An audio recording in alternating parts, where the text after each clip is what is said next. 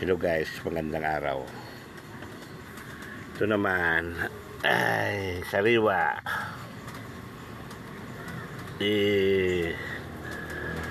Papaksiw ko muna at saka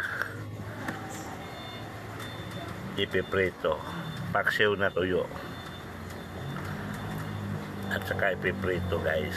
Yan lang. Pwede ko sana ihawin, kaso nga lang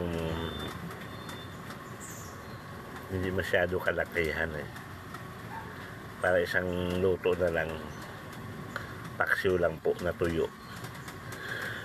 Babadikan ko ito ng talbos ng bayabas,